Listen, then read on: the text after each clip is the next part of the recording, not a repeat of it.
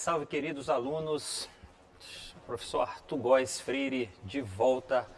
Agora nós vamos falar sobre a linguagem da dissertação, assunto importante. Antes de falar, aquele abraço mais uma vez aos alunos da rede pública de ensino, também aos alunos da rede privada, a todos vocês alunos que estão nesse momento aí de preparação para a prova do Enem. Tá?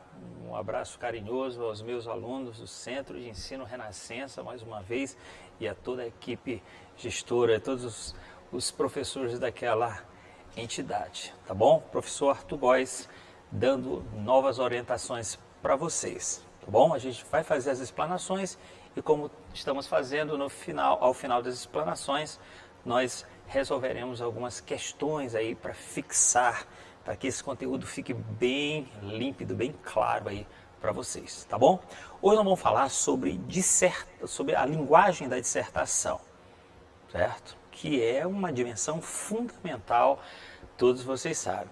A dissertação, ela exige uma linguagem própria, uma linguagem que atenda a determinados requisitos. E é sobre isso que nós vamos falar. Nós vamos falar um pouquinho sobre a formalidade, certo? Sobre o padrão culto da língua. Em seguida nós vamos falar sobre aspectos referentes aos domínios da língua. E também vamos falar um pouquinho sobre os vícios da linguagem, de como eles devem ser evitados na construção do texto dissertativo. Tudo bem? Vamos lá. Bom, vamos começar falando sobre a formalidade. Então, o que é formalidade? O que é a linguagem formal? É um assunto muito explorado na prova do Enem, inclusive na prova objetiva, né? Você que acompanha o Enem, você está se preparando, é bom ficar atento, tá? Nós temos basicamente dois níveis de linguagem, a linguagem formal e a linguagem informal, não é isso? A linguagem formal, ela se caracteriza pela obediência às regras gramaticais, certo? Também chamado de domínio da língua. Então você, ao produzir o seu texto, precisa ficar muito atento, né, a obedecer de maneira rigorosa às regras gramaticais, certo? A linguagem formal é essa linguagem, é uma linguagem caracterizada pela correção, caracterizada pela objetividade, pela clareza, certo? Vamos ler aqui rapidamente. A linguagem da dissertação deve ser marcada pela obediência rigorosa aos princípios normativos da língua, ou seja, sem marcas de coloquialidade. Quando eu falo em coloquialidade, eu estou me referindo à linguagem oral, né? A linguagem mais solta, mais espontânea, a linguagem cotidiana, a linguagem do dia a dia. E aí você sabe muito bem, querido aluno, que não é essa a linguagem da dissertação. Certo? A linguagem da dissertação é uma linguagem mais apurada, uma linguagem mais enxuta, uma linguagem menos espontânea, né? Que tem um nível maior de seriedade, de formalidade, certo? Então, o grande desafio ao escrever é adequar, certo? Se expressar de maneira a não transpor para o texto escrito as marcas de oralidade. Certo? Tudo bem? Eu trouxe um exemplo que ele é muito explicativo, né? Vai deixar para vocês muito clara a linguagem da dissertação, tá? Observem esse parágrafo, foi extraído de uma dissertação, um parágrafo forjado, né? Mas vamos lá. Nesse texto, o aluno diz o seguinte, acompanhe. A gente precisa ficar muito ligado nessa parada aí do coronavírus, porque o negócio tá ruim e vai ficar mais brabo ainda. Os políticos que mandam no país têm que dar um jeito nisso e o povo tem que fazer a sua parte. Pronto, a pergunta essa é a linguagem da dissertação, querido aluno? É assim que você deve se expressar? Obviamente que não, certo? Notem que nesse fragmento nós encontramos diversas marcas de oralidade, certo? Nós podemos destacar algumas delas. Primeiro, o agente precisa ficar muito ligado, né? o ficar ligado é típico de uma linguagem mais espontânea, mais solta. Até o próprio emprego do agente, né, que a gente sabe que não deve utilizar. Eu recomendo utilizar sempre a terceira pessoa. Inclusive, evitem a primeira pessoa do plural, que é o nós, né? Não é errado, já que é a voz coletiva, mas a terceira pessoa fica sempre, dá ao texto um nível bem maior de objetividade. Tudo bem? Então, são aspectos como esses sobre a linguagem que você precisa estar muito atento, tá bom? Então, o negócio está ruim, observem essa abreviação, né? Do tar para o estar. Observem a seleção de palavras, ruim, ficar brabo, certo? Os políticos que mandam, inclusive, há um problema gramatical, né? Vamos aproveitar para lembrar. Observem aquele verbo, né? O verbo tem ali, tá? Esse verbo, se você observar a frase como um todo, ele tem como sujeito uma palavra no plural, né? Ele tem um sujeito plural. Os políticos, certo? Considerando-se que esse sujeito está no plural, você sabe que aquele tem deve levar um acento diferencial, né? O acento circunflexo, tá? Bom, tem que dar um jeito nisso. E o povo tem que fazer a sua parte. Essa última frase é o que nós chamamos de clichê, é o chavão, né? Que é uma expressão muito comum, muito utilizada, que obviamente deve ser evitada porque dá ao texto um nível de empobrecimento, né, na linguagem. Pronto, então vamos lembrar, essa é a linguagem que você não deve utilizar. É uma linguagem que traz muitos vícios e ela é uma linguagem típica da oralidade, tudo bem? Como nós poderíamos expressar essas ideias agora numa linguagem dissertativa? Observem a adequação, tá? É importante também lembrar a diferença entre adequação e correção. Gosto sempre de lembrar. A adequação tem a ver com o contexto, né? Qual é o contexto da produção de um texto? É um contexto de formalidade, a situação de formalidade. Daí, você tem a maneira como você se expressa tem que estar adequado à situação. Então, observem agora as mesmas ideias expressas de uma maneira diferente, tá bom?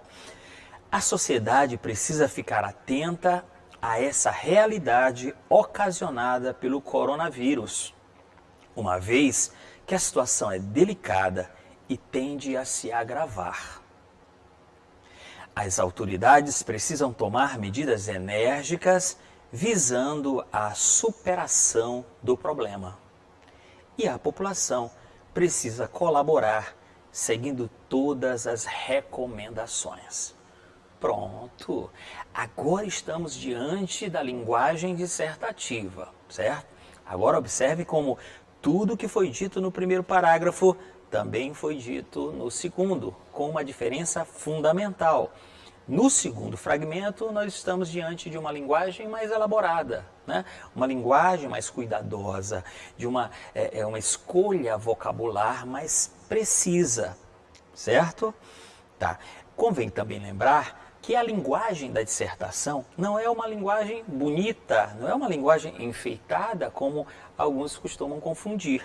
A linguagem da dissertação é uma linguagem apurada, é uma linguagem mais selecionada, é uma linguagem que, como já comentamos, obedece aos princípios gramaticais, tá? Mas, em hipótese alguma, é uma linguagem rebuscada, tá? Eu sempre costumo dizer, escrever bem não é escrever bonito. Escrever bem é escrever de modo claro, de modo objetivo, mostrando que você tem uma capacidade e que tem domínio das palavras, certo? E, consequentemente, consegue se expressar de maneira eficiente, tá bom? Dentro dessa situação. Então, aqui estamos diante de um exemplo de adequação, tá? Então, que isso fique muito claro. Tome muito cuidado. Evite qualquer expressão que aponte para a oralidade e a coloquialidade. E use no seu texto dissertativo a linguagem mais correta, a linguagem mais adequada. Tudo bem? Pronto.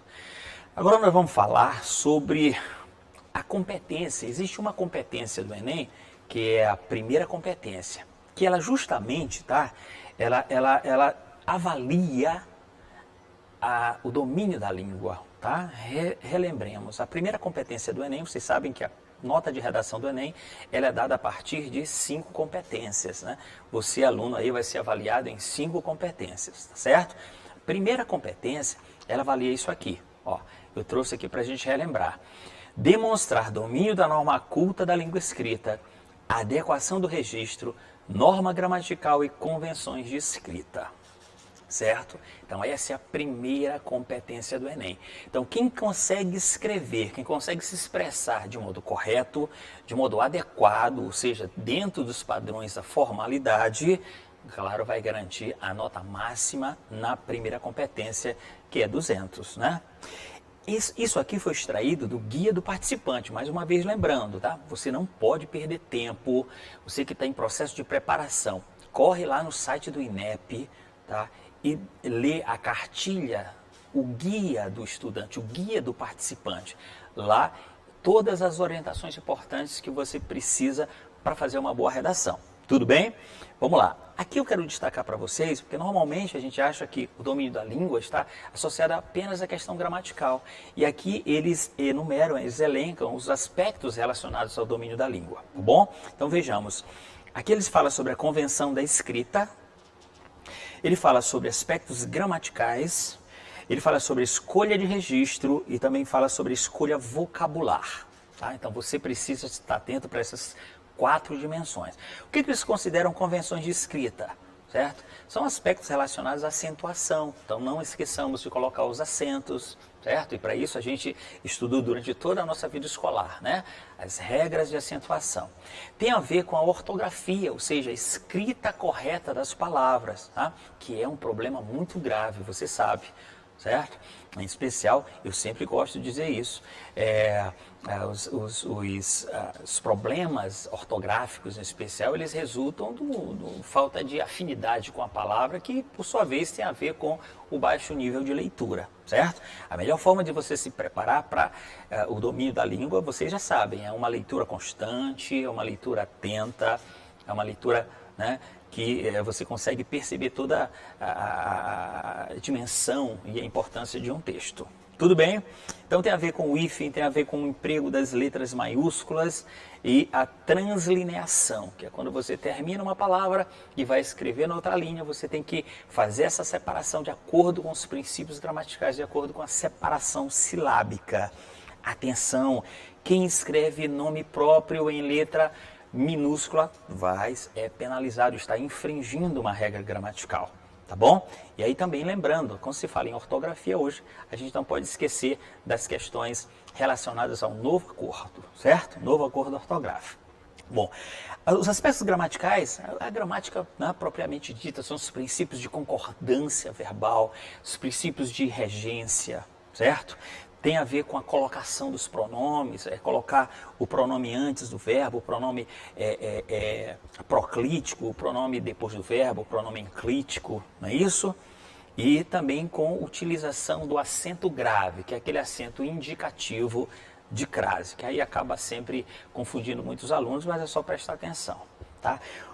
O terceiro tópico tem a ver com a escolha de registro, foi justamente o que nós comentamos ainda há pouco, ou seja, com a adequação, com a obediência à formalidade, certo? Então, você vai escolher uma palavra, no lugar de dizer os políticos precisam, as pessoas precisam ficar ligadas. Não, as pessoas precisam ficar atentas. Ah, os políticos não estão nem aí. Não, os políticos não dão a devida importância. Né? Então, você tem que ter esse cuidado. Isso aqui está relacionado a terceiro aspecto, a escolha de registro. E o quarto tem a ver com a escolha vocabular, ou seja, você tem que ser preciso na escolha das palavras, porque às vezes nós colocamos uma palavra que não traduz, né, fielmente aquilo que nós queremos comunicar, tá? Eu repito, tudo isso é perfeitamente internalizado a partir de uma leitura constante, a partir de uma leitura atenta, certo? É uma das competências do Enem que os alunos estão sentindo muita dificuldade. Então você que quer fechar essa competência já sabe, vamos ler mais, vamos ler de maneira atenciosa e de maneira concentrada. Tudo bem? Pronto. Agora nós vamos falar aqui sobre alguns vícios de linguagem. Vamos relembrar alguns vícios de linguagem. certo? Vícios de linguagem, não está dizendo, né? São defeitos, né? Que a gente encontra muito na oralidade, que a gente acaba transpondo esses defeitos para o texto. Eu não trouxe todos, eu trouxe alguns que eu vou lembrar aqui com vocês. Vamos falar primeiramente do barbarismo, certo? O que é o barbarismo? Barbarismo é como eu chamo toda e qualquer falha de pronúncia e de escrita. Barbarismo é toda falha de pronúncia e de escrita, certo? Se você escreve a palavra reivindicar, como é muito comum, né?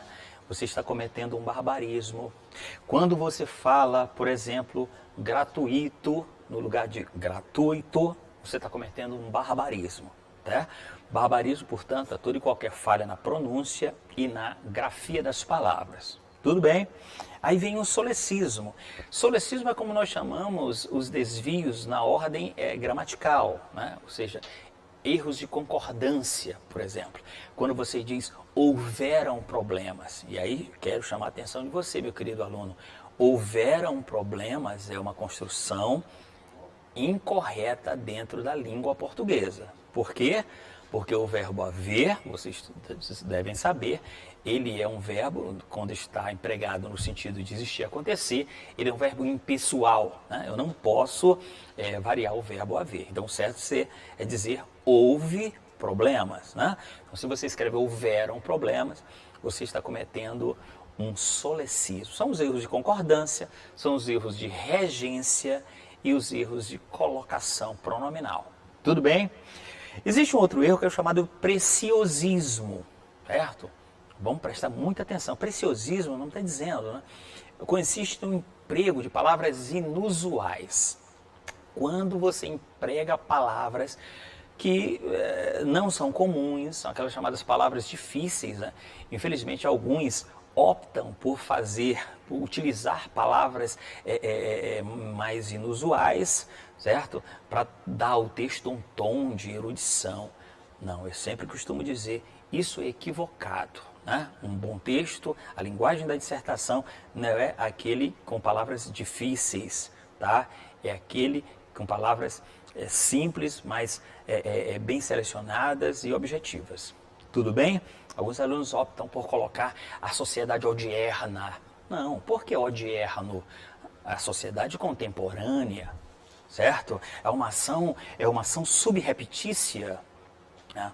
Por quê? Porque você vai obrigar o seu leitor a procurar o dicionário? Não, no lugar de subreptícia, diga é uma ação ilegal, ilícita. Então são dois exemplos aí de preciosismos, palavras inusuais. Nós também temos como vício de linguagem o arcaísmo, certo? Não se esqueçam, arcaísmo não deve ser confundido com preciosismo. Arcaísmo consiste em empregar palavras que caíram em desuso, tá? Diferente. A língua se renova, vocês sabem disso, a língua é dinâmica, a língua é viva. E é natural que algumas palavras que eram empregadas, por exemplo, por Machado de Assis, lá no final do século XIX, não sejam empregadas na literatura do Paulo Coelho, por exemplo, que é uma literatura contemporânea. Então, há diferenças, certo? A língua ela vai se renovando. Então, toda vez que eu insisto em usar palavras ou expressões, né, que pertencem a um vocabulário mais antigo, mais arcaico, eu estou cometendo esse vício de linguagem. Aí eu chamo a atenção para o uso do outrossim. Tá? O destarte, por conseguinte, deveras, são exemplos de palavras que caíram em desuso e, consequentemente, não devem ser utilizadas numa dissertação. Tudo bem? Vamos então agora para os outros vícios de linguagem. Vamos falar sobre ambiguidade. Isso, ambiguidade é um vício, né? Existe a ambiguidade intencional e existe a ambiguidade não intencional. Estamos falando aqui da ambiguidade não intencional. É quando você constrói frases de maneira tal que dá para ser entendida de duas formas, certo? E você sabe que isso é mortal para a clareza de um texto, certo? Quando você for escrever, atente sempre para o sentido, o único sentido que aquela frase deve apontar. É chamada ambiguidade. Nós temos também o pleonasmo. O pleonasmo é como nós chamamos a redundância, a repetição desnecessária, certo? Algumas redações, por exemplo, quando se diz é preciso manter a mesma equipe. É um exemplo muito claro de pleonasmo, né?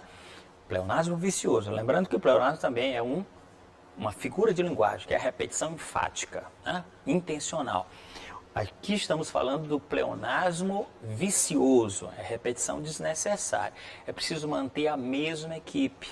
Então, se você precisa manter, implicitamente já está colocada a ideia de que é a mesma, certo? Sobrevoar por cima, o avião estava sobrevoando por cima da floresta. Se você está sobrevoando, isso torna dispensável o uso da preposição, da locução por cima, certo? Então vamos prestar atenção. Pleonasmo também é um problema muito comum nas dissertações. Bom, o gerundismo é muito mais comum na oralidade, mas vamos chamar atenção para ele. Gerundismo, atenção, há quem acha que gerundismo é um emprego do gerúndio. Não, o gerundismo a gente chama o emprego inadequado do gerúndio, certo? Lembrando, quando é que você emprega o gerúndio de forma inadequada? Quando você faz menção a uma ação futura, dando essa ideia do gerúndio, que é a ideia do processo, que é a ideia em movimento. Tá? Então, nós estamos tratando da linguagem da dissertação. Isso é o emprego correto do gerúndio. Estamos falando sobre dissertação. Agora, se eu disser assim, na próxima semana nós vamos estar falando. Não, aí você tem o emprego do gerúndio inadequado, certo? Gerúndio é só para ação em movimento, então não pode ser utilizado em relação ao futuro. Isso nós chamamos de gerundismo. Aí tem mais outro que é o estrangeirismo, tá? Vamos tomar cuidado também. O estrangeirismo, ele é também um processo de formação, certo? A língua, ela também se renova, ela incorpora outros elementos de outras línguas, isso é perfeitamente normal, certo? Mas existe aquele uso impensado, aquele uso desnecessário, certo? E isso, obviamente, nós devemos evitar numa dissertação. Um exemplo muito claro é quando se diz o brasileiro precisa aumentar a sua performance. Por exemplo, aí estamos diante de um estrangeirismo, uma vez que existe uma palavra na língua portuguesa que tem o sentido, né, similar. O brasileiro precisa aumentar o seu desempenho, elevar o seu desempenho. Por que usar performance, que é uma palavra de uma outra língua? E assim sucessivamente, né? Nós temos várias palavras aí de outra língua, como delivery, né? Muito comum nessa época de isolamento social. Mas cuidado, utilize com parcimônia, utilize só quando não for possível substituir aquela palavra por uma outra equivalente na nossa língua. Tudo bem? Pronto, então falamos sobre aspectos importantes da linguagem dissertativa, falamos sobre as dimensões, né, que são cobradas na primeira competência do Enem, e também relembramos alguns vícios de linguagem. Agora, como a gente sempre faz, vamos lá resolver as nossas questões, nossos exercícios de fixação. Tudo bem? Vamos lá. O primeiro diz assim, sobre a linguagem da dissertação pode-se dizer que, tá? Vou colocando aqui. E você vai lendo e resolvendo comigo. Deve ser marcada pela espontaneidade e simplicidade, tá? Sim ou não, leiam e me respondam ao final. Precisa ser rebuscada e repleta de termos inusuais. A letra C diz, deve ser marcada pela correção e pela clareza. A letra D diz, precisa ser objetiva e com termos técnicos. E a letra E diz assim, pode ser carregada de recursos expressivos. Você que prestou atenção aí, como tenho certeza que você está muito atento, está acompanhando de maneira muito atenta as nossas explanações, as nossas aulas, me digam qual é a opção correta. A opção correta, a letra C. Tudo bem? Olha só, marcada pela espontaneidade e simplicidade é a linguagem coloquial. Tudo bem? A linguagem coloquial não é a linguagem da dissertação. Rebuscada e repleto de termos inusuais? Não. Isso aqui é linguagem enfeitada. Lembre-se. E outra coisa que vale lembrar. Quando você está muito preocupado com palavras, o que acontece? Naturalmente, as ideias são colocadas em segundo plano. E não se esqueçam, em bons textos, a ideia é sempre o primeiro plano. Tudo bem? A opção correta é a letra C. Tá? O erro da letra D está ali em termos técnicos, não, a dissertação não necessariamente trabalha com termos técnicos, e na letra E, quando diz que recursos expressivos, não. Recursos expressivos, a utilização de recursos expressivos é própria do texto literário e vocês sabem todos que a dissertação é um texto não literário. Vamos então para a segunda questão. Olha lá. Qual das frases é condizente com a linguagem dissertativa? Vamos lá, meu aluno, meus queridos alunos. A letra A diz assim: tem muitos políticos que não estão nem aí para o povo. A letra B diz assim: outrossim, essa conjuntura é deveras periclitante. A letra C diz assim: o nível de acidentes nas estradas subiram muito. A letra D diz: ainda há uma luz no fim do túnel, nesse mar de problemas. Ainda há uma luz no fim do túnel, nesse mar de problemas. E a letra E diz: o Brasil precisa de medidas urgentes e enérgicas. Bom, qual delas é a frase mais condizente com a dissertação? Parece muito claro, né, crianças? A letra A é uma linguagem coloquial, uma linguagem marcada por problemas e falhas de oralidade. Tá? Atenção para o uso do tem, né? O verbo ter não deve ser empregado no sentido de existir e acontecer. Você bem sabe disso. O emprego do verbo ter no sentido de existir é coloquialidade, tá? Então a letra A não. A letra B é como nós chamamos, é a linguagem rebuscada, né? Arcaísmo, certo? Deveras, observem, é uma linguagem que a gente percebe nitidamente, uma linguagem ultrapassada, né? Uma linguagem que não se renovou. Tudo bem? Tá. Chama atenção também para o uso dos latinismos, né? A opção por textos cheios de latins, expressões latinas, né? Também são marcas de arcaísmo. O latinismo não deixa de ser um tipo de arcaísmo, né? Porque a persona não grata, porque a condição sui generis, né? Porque a priori e a posteriori.